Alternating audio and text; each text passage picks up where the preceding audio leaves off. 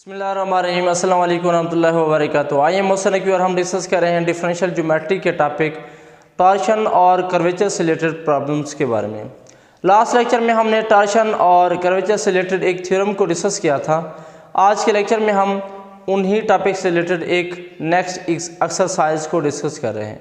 Exercise की statement कुछ यूँ है, वो कहता है कि prove that current point P into R on a curve satisfies, यानी अगर आपके पास कोई भी किसी भी टाइप्स का कर्व हो, उसके ऊपर एक पॉइंट है P into R, ये हमारे पास एक पॉइंट है।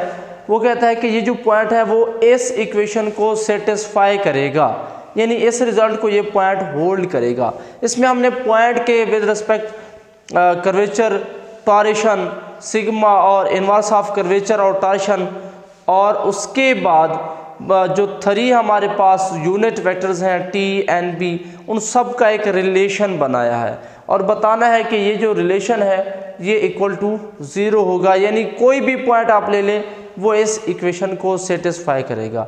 क्या वाकई सेटिस्फाई करेगा? तो हम इसकी लेफ़्ट साइड लेकर उसको सॉल्व करेंगे। अगर लेफ़्ट राइट आंसर दे देती है तो इसका मतलब बात हमारी बिल्कुल ठीक है।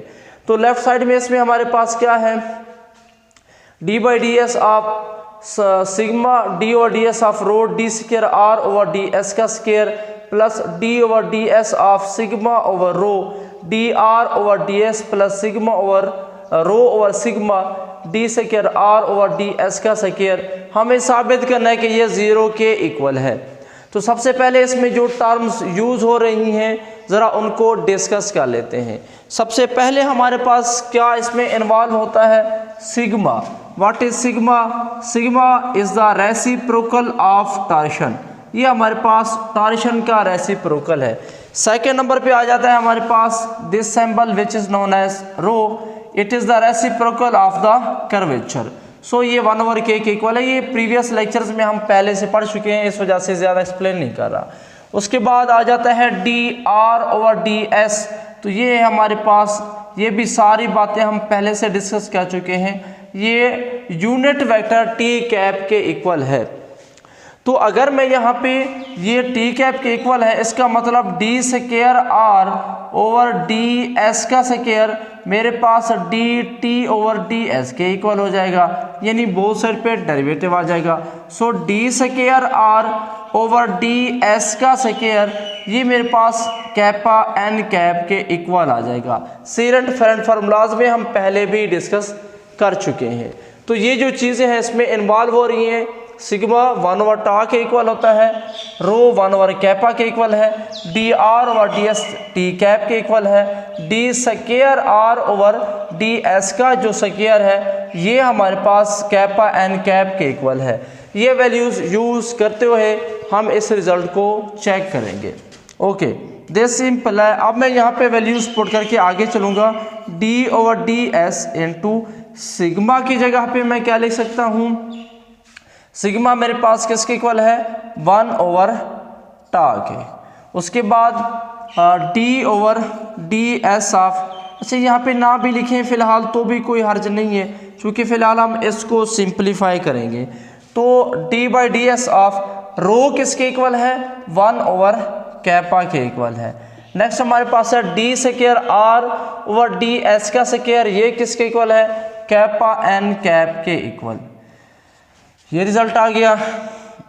तो प्लस ऑफ, नेक्स्ट चलते हैं d over d s of, यहाँ पे ये जो rho over sigma over rho है ये किसके इक्वल, देखें सिग्मा ओवर रो, सिग्मा हमारे पास क्या है, सिग्मा की जगह पे हम लिखेंगे, सिग्मा ओवर रो की वैल्यू निकालें तो सिग्मा की जगह पे लिखेंगे 1/टा, रो की जगह पे लिखेंगे 1/कैपा।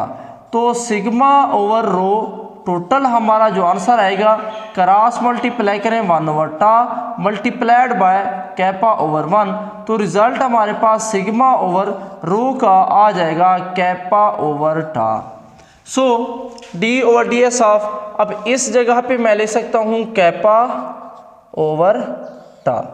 आगे D r over d S, तो मैं आपको बता चुका हूँ D r over d S की जगह पे मैं ले सकता हूँ टी कैप, ये टी कैप आ जाएगा प्लस अब सिग्मा रो ओवर सिग्मा क्या आएगा, रो ओवर सिग्मा, तो यहाँ से आप आसानी से ले सकते हैं, रो ओवर सिग्मा आपके पास आ जाएगा टा ओवर कैपा, तो यहाँ पे आएगा टा ओवर कैपा, साथ है d square r over d s का स्क्वायर, ये मेरे पास किसके इक्वल है, कैपा एन कैप के।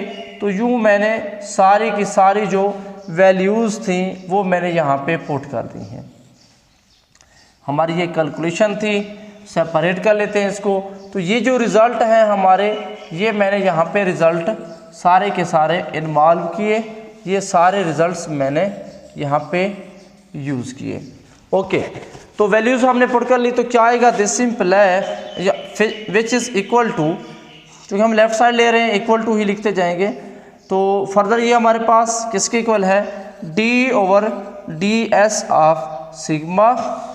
नेक्स्ट हमारे पास ये कैपा कैपा कैंसिल हो जाएगा, d n cap over d s बचेगा यहाँ से, प्लस ऑफ नेक्स्ट क्या है, d over d s of kappa over tau into unit vector t cap, ये सेम हम लिख रहे हैं, इसमें कोई चेंजिंग नहीं कर रहे हैं, प्लस यहाँ पे कैपा से कैपा कैंसिल कर दें तो टा एन कैप बच जाएगा।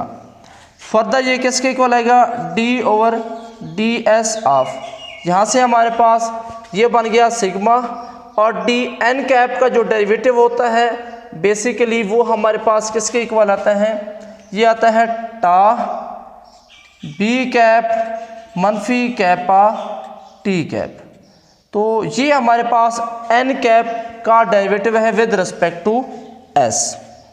Okay, plus of d over d s of kappa over टा टी कैप, प्लस ऑफ टा इनटू एन कैप।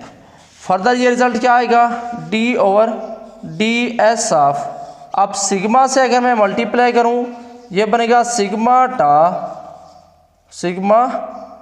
टा इंटू बी कैप मनफी sigma kappa into T cap. ये मैंने सिग्मा से मल्टीप्लाई कर दिया, बाकी सारा रिजल्ट एज इट इज आएगा, सेम टू सेम रहेगा, प्लस ऑफ टा इंटू एन कैप आ गया, which is further equal to d over d s into, अब यहाँ पे देखें मेरे पास सिग्मा किसके इक्वल है, सिग्मा की वैल्यू है 1 ओवर टा, तो ये बन जाएगा टा ओवर टा, ये नीचे वाला टा मैंने सिग्मा की वैल्यू लिख ली, बी कैप माइनस यहाँ पे भी मैं सिग्मा की वैल्यू लिखता हूँ कैपा ओवर टा इंटू टी कैप आ जाएगा, प्लस ऑफ ये फिर वही सेम रहेगा।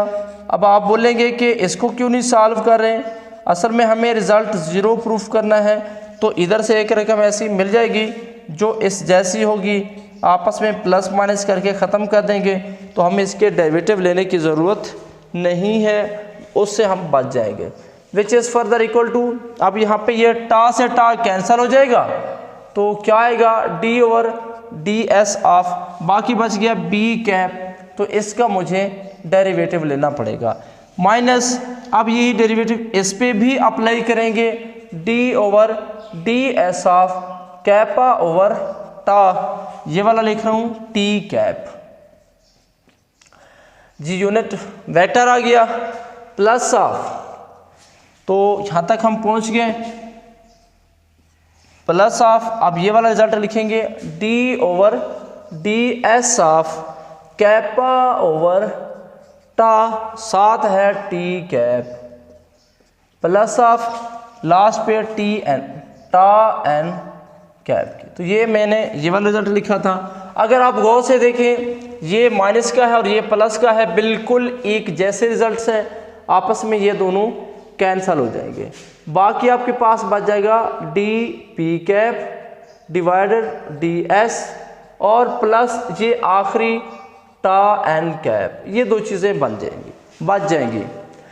बी कैप का सीनियर डिफरेंट फार्मूलाज के मुताबिक इसका डेरिवेटिव होता है विद रिस्पेक्ट टू एस टा एन कैप मनफी टा एन कैप, ये हम पीछे सीनियर डिफरेंट के अंदर हम पहले से प्रूफ कर चुके हैं। तो दोबारा बताने की ज़रूरत नहीं है, पीछे वीडियो देखकर आप क्लियर कर सकते हैं। तो मनफी टा एन कैप प्लस टा एन कैप वाज़े नज़र आ रहा है, एक जैसे हैं, तो ये आपस में क्या हो जाएंगे, ज़ीरो हो जाएंगे। बस हमारा रिज़ल्ट प्रूफ हुआ कि वाकयान ये जो सारा एक्सप्रेशन है ये किसके इक्वल आता है, ज़ीरो के इक्वल आता है।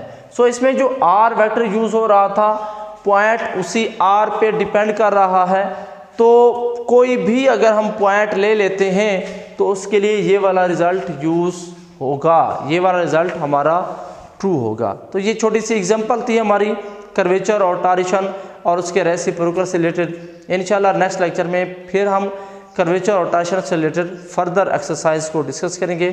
थैंक यू, अल्लाह हाफिज़।